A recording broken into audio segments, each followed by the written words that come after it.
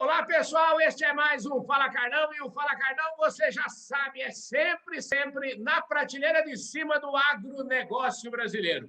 E hoje, nesta segunda-feira, a gente está no meio da Conferência do Clima e eu resolvi trazer um especialista da prateleira de cima aqui conosco hoje, o professor Cleverson Andreoli. O professor Cleverson é o seguinte: ele dá aula no mestrado de Governança e Sustentabilidade lá do ISAI. O ISAI, que é o Instituto Superior de Administração e Economia do Mercosul, que representa lá a Fundação Getúlio Vargas. Portanto, nós estamos falando de um grande craque, prateleiraça de cima, que a gente tem a honra de receber aqui hoje, em meio a esta semana tão atribulada. Professor Cleverson, muito obrigado pela sua presença aqui, viu? Eu que agradeço a oportunidade, Carlão, e vamos tentar aprofundar esse tema tão importante para o agronegócio brasileiro. Ô, professor, aqui a gente fala assim, antes da gente cuidar desses assuntos, antes da gente resolver, né, porque a gente está aqui para resolver hoje, nós vamos resolver todos esses problemas de sustentabilidade hoje, aqui com o professor Cleverson, mas antes disso, eu queria que o senhor falasse um pouquinho de você, como é que é a sua trajetória aí, como, você nasceu aonde? Você tomou uma surra boa da sua mãe quando era pequeno, você foi educado assim, com uma força bruta. Como é que era na sua casa? Fala aí. Bom, a minha família é de origem italiana, nós somos aqui de Curitiba, né? Uhum. Meu pai era advogado e era o sexto filho de uma família de imigrantes italianos, né? O único de todos que conseguiu fazer curso superior e conseguiu dar para nós, para os três filhos, o patrimônio da educação. E desde que eu comecei a estudar com 6 anos de idade, não parei até hoje, né? Eu fiz minha graduação em agronomia, aí fiz mestrado em ciência do solo, doutorado em meio ambiente e desenvolvimento. Eu fui professor da Federal por 22 anos e também tenho empresa de consultoria ambiental que atua em 25 estados do Brasil. Trabalho intensamente na área de pesquisa. Eu sou autor de 29 livros e tenho mais de 200 artigos científicos publicados. E, além de ser professor no ISAI, eu sou também consultor do SENAI, do Senar Paraná, né, ligado à FAEP, para um programa de educação ambiental para crianças, que envolve cerca de 800 mil alunos por ano, com 80 mil professores, e um programa de pesquisa na área de conservação de solos, no qual eu sou consultor científico. É um programa desenvolvido em todo o estado do Paraná, que desenvolve indicadores para dimensionamento de terraços, que são estruturas físicas de controle de erosão. Então, minha vida foi uma vida dedicada ao estudo e acho isso uma coisa muito divertida, especialmente quando a pesquisa chega no produtor rural, ela é aplicada na prática, né? A publicação de livro e paper é apenas um meio. O que dá muita satisfação ao pesquisador é ver o grão crescendo, é ver o produtor ganhando mais, é ver o rio mais limpo e o solo mais preservado. Maravilha, professor. Ó, excelente. Bom, você que está chegando agora aqui no nosso programa Fala Carlão, já sabe, né? Agora, depois de uma apresentação dessa, é sempre muito bom e adequado eu pedi para que você se inscreva no canal, se ainda não fez. Vai lá, se inscreve no canal, aperta aí o sininho para você receber as nossas notificações, deixe o seu like, o seu comentário e, principalmente, você vai compartilhando aí, porque eu tenho certeza que vocês vão adorar esse nosso programa aqui com o professor Cleverson. Eu queria dar um recado também, mostrar aqui a nossa revista Agro Revenda, que é apoiadora aqui do nosso programa Fala Carlão, mandar um abraço para todo mundo lá da plataforma Agro Revenda. Ô, professor, é o seguinte, o senhor já deu uma pista aí que o senhor é um homem que estuda muito, mas você sempre se manteve conectado aí com a realidade das coisas. E falando em realidade, o tema nosso hoje aqui é sustentabilidade. Eu até queria aproveitar, eu sei que o senhor lançou, o senhor já falou 29 livros, mas tem um aí que é o mais recente, aí. Mostra aí para nós a capa dele. Esse é um livro que foi lançado a semana passada pela editora Manoli, chama-se Sustentabilidade no Agronegócio. Esse livro foi editado por mim e pelo professor Arlindo Felipe Júnior, da USP, e teve como co-editor o Rafael Kister, aqui da PUC do Paraná. Esse livro tenta fazer um balanço aí sobre as principais questões que envolvem a sustentabilidade do agronegócio e desmistifica muito, né? O agronegócio tem sido muito criticado e aqui a gente mostra, através de números, informações científicas dos pesquisadores mais importantes do país, de que o agronegócio brasileiro ele tem um destaque mundial pela qualidade e pela sustentabilidade associada à produtividade que ele apresenta. Ô, professor, antes da gente começar essas discussões, nós estamos no meio aí da Conferência do Clima. Eu acho que nunca a gente teve, assim, vamos dizer assim, numa hora certa, no lugar certo, para a gente estar debatendo um pouco dessa história de sustentabilidade. E aí eu queria colocar com o senhor o seguinte: a gente tem aqui uma audiência muito grande de produtores rurais. E toda vez que a gente está acostumado a falar em sustentabilidade, tem muita coisa, tem muita cobrança em cima do produtor rural, né? Então, é sempre assim, parece que o mundo inteiro está colocando meta de sustentabilidade para isso, meta para aquilo, meta para não sei o que mais, mas não sei se estão combinando direito com o produtor rural. Então, eu queria a gente começar um pouco essa prosa aqui, que o senhor falasse quais são, na sua ótica, quais são os desafios que se colocam para o produtor rural nesse momento. Eu acho que o produtor rural tem aí uma grande oportunidade, mas tem enormes desafios, que é próprio de toda vez que a gente está diante de uma grande oportunidade, é muito normal que também a gente tenha grandes desafios pela frente. Obrigado, Carlão, pela pergunta. O mundo, segundo as projeções da ONU, vai ter 9,6 bilhões de pessoas até 2050. O que significa que vão nascer mais 2 bilhões de pessoas do que existem hoje. Além disso, além desses 2 bilhões de habitantes que vão nascer, nós temos cerca de 800 milhões de pessoas que passam fome hoje no mundo. Então, a agricultura ela tem a responsabilidade, em primeiro lugar, de aumentar sua produção em cerca de 60%, para dar de comer para esses quase 3 bilhões de habitantes que vão aparecer no mundo a mais. Agora, associado a essa necessidade de oferecer mais comida, nós também vivemos uma crise ecológica muito grande no planeta. Esse problema as grandes alterações, problemas climáticos, elas estão trazendo consequências muito graves para a humanidade, e isso é apenas a pontinha da unha.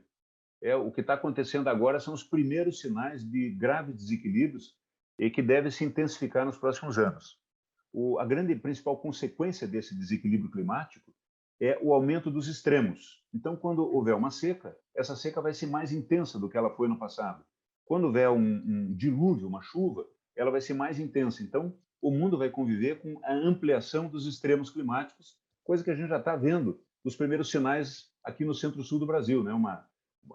O Paraná está vendo, por exemplo, uma seca, a maior seca dos últimos 100 anos. Né? E quando vem chuva de 100 milímetros em uma hora. Então, esse é um grande problema. Então, o foco é o seguinte: se a agricultura é um dos responsáveis pelos desequilíbrios ambientais, ela também é um fator estratégico para a solução desses problemas. E aí surgiu, através de um grupo de pesquisadores da Comunidade Europeia, liderados por um pesquisador chamado Rockström, um conceito que é o conceito que foi aceito pelas Nações Unidas e é o conceito que tem sido defendido por praticamente todos os pesquisadores do mundo, que é o conceito da intensificação sustentável da agricultura. Então, para responder de forma associada às duas necessidades, aumentar a produtividade e aumentar a sustentabilidade, é necessário que se adotem tecnologias que estão sendo desenvolvidas e hoje já estão à disposição, de aumento de produtividade da agricultura 4.0, como, por exemplo, a inteligência artificial, o uso de drones, agricultura de precisão, biotecnologia, manejo integrado de pragas. Enfim, nós temos um arsenal tecnológico hoje à disposição da agricultura que é capaz de fazer uma revolução na produtividade. E, associado a isso, nós temos que ampliar as práticas de manejo de solo e água com o objetivo de, à medida que se aumenta a produtividade, se aumenta também a sustentabilidade. Como, por exemplo, o manejo de matéria orgânica. O principal fator causador da erosão é o impacto da gota diretamente sobre a superfície do solo. Aqui no Paraná, na região de Cascavel, os cálculos feitos demonstram que a energia da chuva de 1 hectare em um ano é equivalente à energia de 50 toneladas de dinamite. Então, se você mantiver o solo coberto, seja ele com vegetais vivos, ou seja ele com uma cobertura de palha morta, você impede o contato direto da gota com o solo, o que já é um grande fator de proteção. Além disso, essa matéria orgânica, na medida que ela se decompõe, ela vai se incorporando ao solo, trazendo excepcionais vantagens ao produtor. Ela aumenta a quantidade de nutrientes, ela aumenta a capacidade de infiltração de água no solo, reduzindo o escorrimento superficial e, portanto, reduzindo o problema da erosão.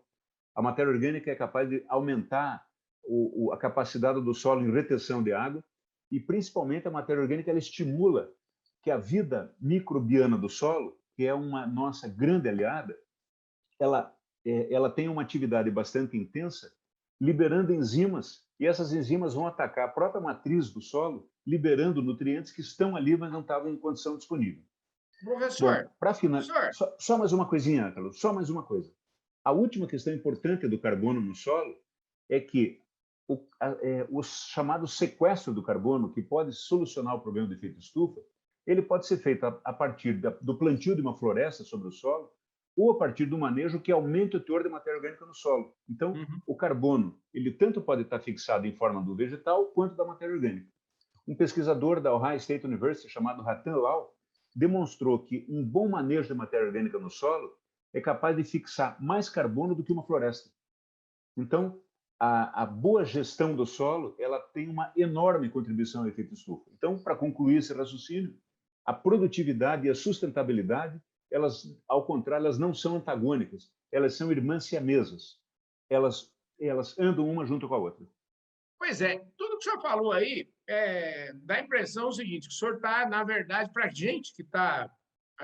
há 33 anos a gente trabalha no agronegócio no Brasil, então, tudo isso que o senhor está falando, a impressão que dá é que o senhor está, vamos dizer assim, mostrando uma fotografia de uma parte significativa da agricultura brasileira. E tem a impressão que o resto do mundo está muito longe disso. E aí eu queria... Por que é que nesses fóruns internacionais de discussão a gente parece que está sempre... Eu falei já isso, eu falei para o presidente da Embrapa outro dia, que deu uma entrevista para nós aqui, que eu não me conformo, porque dá a impressão que o Brasil está sempre nas cordas. A gente está sempre...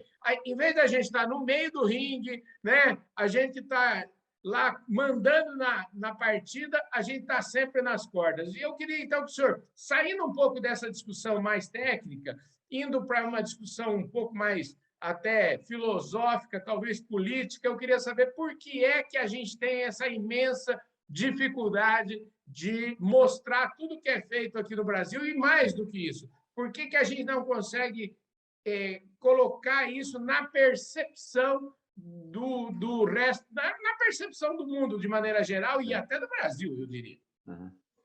Novamente, muito obrigado, Carlão. Você orienta o debate de uma forma que facilita muito a exposição dos dados, né? O que você está dizendo, o Brasil tem indicadores de sustentabilidade extremamente desenvolvidos em relação ao resto do mundo. Eu, como pesquisador, sou obrigado a falar que indicadores são esses, que números são esses. O Brasil usa 29% do território nacional em atividades agro-silvopastoris.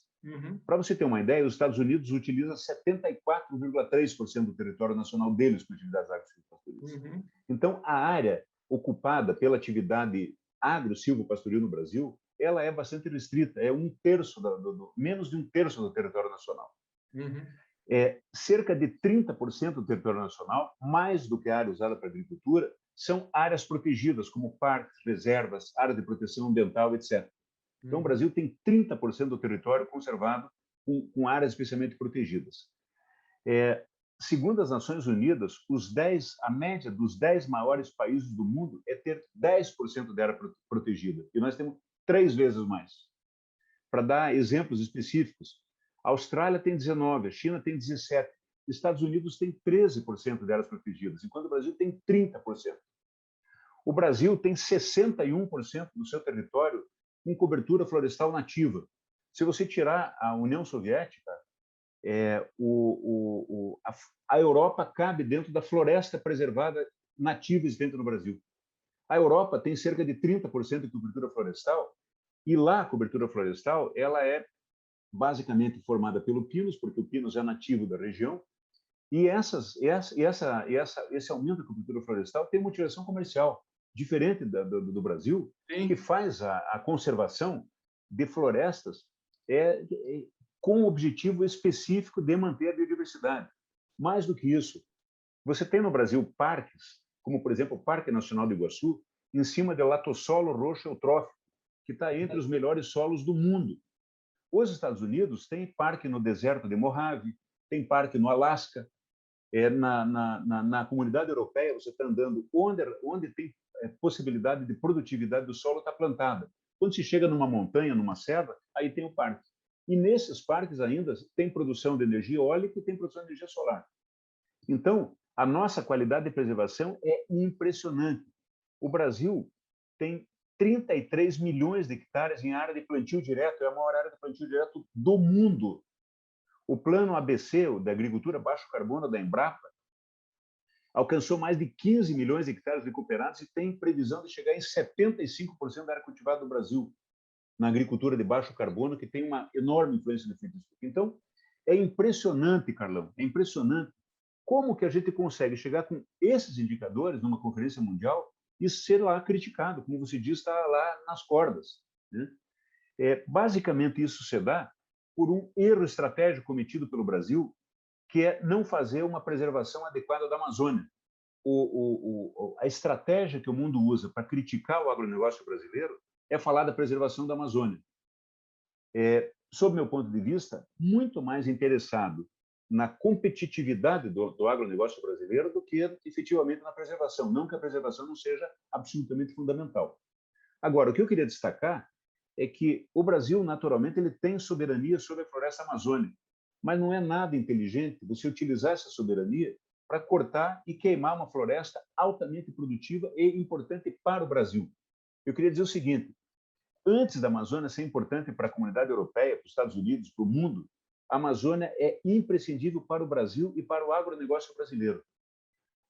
Existe um conceito proposto pelo INPE, onde um dos pesquisadores de referência, o Carlos Nobre, que fala sobre os chamados rios aéreos. Uhum. Esses rios, a Amazônia, ela tem uma evapotranspiração impressionante, quer dizer, aquela quantidade de água que tem na Amazônia, ela é transpirada pelas plantas e vai para a atmosfera. Essa enorme quantidade de água dá uma volta na América do Sul e vem causar precipitações no centro-sul do Brasil, propiciando a utilização agrícola de áreas sem precisar de irrigação. Nessa parte do mundo, em outros países, você tem desertos, com exceção do Brasil. Então, a preservação da Amazônia é imprescindível para o Brasil pelos serviços ambientais que a Amazônia nos presta. E qual é o problema? A queimada, a derrubada e a queimada da Amazônia não é decorrente do agronegócio, é decorrente de atividades clandestinas, ilegais, por poceiros. Então, sob meu ponto de vista, isso tinha que ser fortemente combatido, mas tinha que ser fortemente combatido, porque isso prejudica, antes de mais nada, o agronegócio brasileiro. Maravilha. Ô, professor, infelizmente, nosso tempo aqui, nós já estamos até nos descontos, mas estou gostando da prosa aqui, eu acho que a gente podia até dar mais um tempinho para a gente falar o seguinte. É muito legal falar de preservação e tal, e aí eu queria, o mundo, a impressão que dá é que nem sempre tem boa fé nas conversas que a gente vê por aí, né? O mundo inteiro, a gente está vendo também, hoje está na moda colocar metas, né? Eu coloco meta para quem vai vir em 2040. E eu sou um cara mais prático, viu, professor? Eu queria que a gente estivesse colocando meta para nós mesmos fazer. A gente tem, por exemplo, o Código Florestal, que é uma maravilha, só que não funciona, não é implementado por questões, porque está na justiça, porque não sei o quê. A gente está cheio de problemas para a gente mesmo resolver. Então, acho que essa é uma constatação minha. Eu queria que o senhor avaliasse um pouco essa história. E toda vez que a gente fala de preservação, o senhor mesmo já falou aí com todos os números, o tanto que a gente preserva, né? O Evaristo de Miranda está rouco de tanto falar. Os produtores rurais preservam 50% do patrimônio praticamente dentro das fazendas. Então é o seguinte, vai chegar a hora que, vamos dizer, a tal comunidade internacional vai vir, vai botar o dinheiro que precisa, porque falar é fácil. Agora, colocar o dinheiro mesmo e fazer as coisas acontecerem é um negócio que está sendo só falado e não acontece nada, né, professor? É exatamente o que você está dizendo. Os países que nos cobram práticas de sustentabilidade estão muito distantes das práticas de sustentabilidade que nós já adotamos hoje. Né? Uhum. Agora, o problema é que a sustentabilidade não é uma linha que tem que ser alcançada. A sustentabilidade é um conceito de melhoria contínua. Uhum. Então, você considera a agricultura dos anos 80, em que você tinha plantio morro abaixo, que você tinha queimada, que você tinha uso de clorados. Uhum. Se você comparar essa agricultura com a agricultura de hoje, essa agricultura de hoje é revolucionária. Mas não foi só a agricultura que evoluiu. Se você considerar o que era a mineração de 30 anos atrás, se considerar o que era o tratamento de efluentes domésticos e industriais de 30 anos atrás, o mundo inteiro avançou na sustentabilidade. E a agricultura, assim como outras áreas também. Agora, é imprescindível que a agricultura continue avançando nessas práticas de sustentabilidade, porque isso é bom para o produtor rural, isso é bom para a agricultura brasileira. Como eu mostrei para você logo no início da nossa conversa, as práticas de sustentabilidade aumentam também a produtividade. Então, eu acho que é imprescindível que o produtor rural continue avançando nessas práticas, porque ele é o maior interessado. Agora, falando das metas, né, o Brasil sempre foi para essas conferências com metas extremamente arrojadas, que às vezes faziam com que os próprios países, os outros países, se admirassem pelo arrojo das metas de sustentabilidade que nós assumíamos. Essas metas foram assumidas por governos anteriores e hoje elas têm que ser cumpridas. Agora, o Brasil tem sido fortemente criticado porque não conseguiu cumprir a meta de redução da emissão de carbono. Ao contrário, o Brasil subiu a emissão do carbono, principalmente decorrente das queimadas na Amazônia. Mas o Brasil, para falar das emissões, a China ela emite 19 bilhões de toneladas de carbono por ano. Uhum. Os Estados Unidos emitem 5,3 bilhões de toneladas de carbono por ano. O Brasil emite 0,476 toneladas, menos que meia tonelada. O Brasil responde por 1,3% das emissões, enquanto a China por 27% e os Estados Unidos por 15%. Então, como que pode o presidente dos Estados Unidos, que representam 15% das emissões mundiais, vir cobrar do Brasil uma meta quando nós estamos emitindo 1,3% das emissões mundiais? A nossa matriz energética, por exemplo, nós temos 41,3% da matriz energética de energia renovável. O mundo tem 13,7% de energia renovável. Então, essas metas que estão nos cobrando, eu acho que elas têm muito mais um objetivo comercial para dificultar a venda do agronegócio brasileiro em função da sua competitividade, por efetivamente uma preocupação com o meio ambiente. Né? Outro dado que eu posso te dar os países desenvolvidos se comprometeram a fornecer 100 bilhões de dólares por ano, desde a COP anterior até a atual COP, para financiar práticas sustentáveis de países em desenvolvimento. No total, a liberação foi 80 bilhões de dólares, quando era para ser 100 bilhões de dólares por ano. E essa meta ninguém fala. Por que nós não chegamos lá para cobrar essas metas deles? Então, eu acho que é preciso que as negociações nesses fóruns internacionais elas sejam feitas de uma forma um pouco diferente, em que o Brasil chegue lá mostrando as suas cartas, abrindo o seu jogo, mostrando os seus dados e pedindo uma comparação. É preciso que haja uma comparação. Professor, muito obrigado pela sua presença aqui. Eu acho que a gente esclareceu muita coisa, tem muita coisa ainda para resolver. A gente resolve em outra entrevista aqui. Por exemplo, né, a gente podia pegar esses 100 bilhões por ano aí, de 100 bilhões de dólares. Você já imaginou quanto problema a gente poderia resolver de saneamento básico nas grandes cidades, por exemplo, que o saneamento básico deve poluir imensamente muito mais do que polui as queimadas da Amazônia. Será, professor? Eu acho que são coisas muito distintas, né? E acho também que o meio ambiente não tem uma fronteira entre a área urbana e a área rural. Eu acho que nós temos que nos unir, a área urbana com a área rural, para juntos buscar os melhores indicadores em todas as áreas. sem dúvida, o saneamento é um problema gravíssimo no país, e acho que quando se fala da poluição hídrica de grandes cidades, o saneamento realmente é um grande vilão. Mais ou menos a metade do esgoto produzido no Brasil, ele é lançado nos rios in natura, sem tratamento. Pois é, olha só que absurdo. Para ter uma noção de número, isso significa cerca de 17 bilhões de litros de esgoto que são lançados in natura por dia nos rios brasileiros sem tratamento. E de novo, né, o principal prejudicado por isso é o próprio Brasil. Com certeza. Então, o tratamento de esgoto poderia reduzir o número de doenças e melhorar muito a qualidade ambiental. Acho que precisa uma atuação conjunta entre meio urbano e meio rural para que nós possamos, juntos, avançar na sustentabilidade para melhorar a qualidade de vida da população brasileira. Maravilha. Gente do céu, que entrevista show de bola. Eu recebi aqui hoje o professor Cleverson Andreoli, que deu uma aula aqui para a gente. Você que acompanha o Fala Carlão, teve esse privilégio de acompanhar e de aprender muito aqui. Professor, muito obrigado pela sua presença aqui, viu? Carlão, eu que agradeço muito a oportunidade que você me deu para poder apresentar essas informações e dizer que é uma honra falar com um público tão qualificado como esse que você dispõe. Maravilha, pessoal. E é o seguinte, para vocês que já estão ficando meio enjoados da minha cara aqui, preferem só ouvir, a gente está em todas as plataformas de áudio do Brasil, é só procurar lá, você vai achar o podcast do Fala Carlão.